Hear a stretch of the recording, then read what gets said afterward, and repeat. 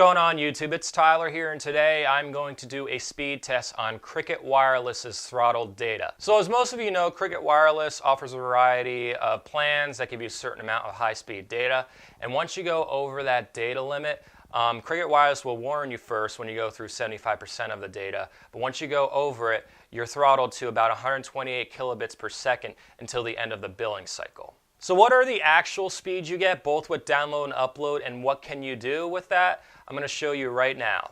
Alright, so right now I'm bringing up a speed test with full service. So this will probably represent the maximum data speed you would get while you were throttled after going over the data limit. Right now it seems to be almost right on the money, about 128 kilobits per second. Yep, pretty much right there. And the upload speed is significantly faster.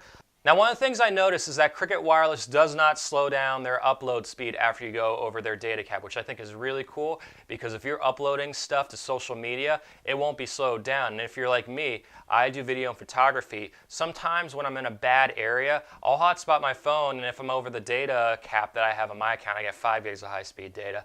I'll just upload it because it's faster than the home upload speed, and just go through and upload it, and it's about 7 to 8 megabits per second upload speed even after the data cap.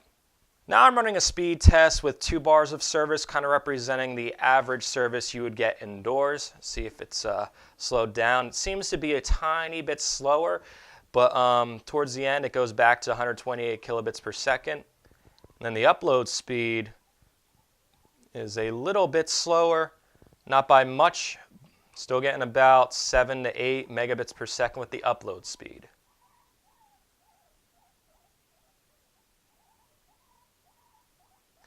Now I'm going to test it with 1 bar in my basement. This will represent the worst speeds you would get on their network when you're throttled.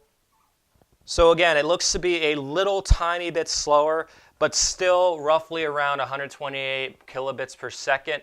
And then the upload speed,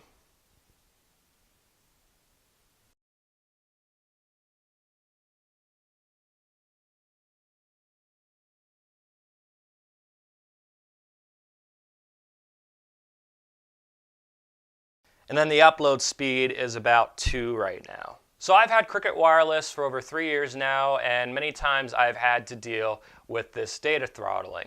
What can you do with it? Well, I could tell you right now, Facebook is a tiny bit slower. You can still use it. You can still use Google Maps, GPS, not a problem. You won't be streaming anything, I can tell you that. You won't be watching many videos, if any, unless you felt like waiting a few minutes for it to load up.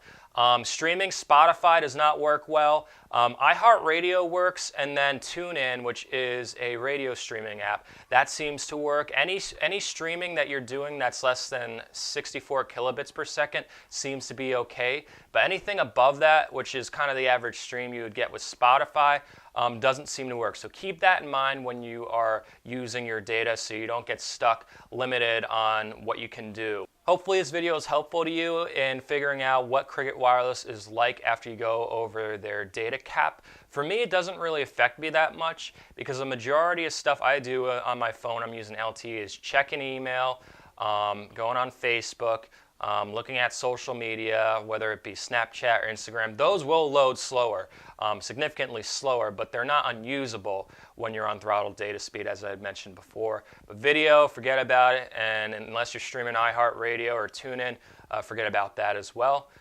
Thanks for watching.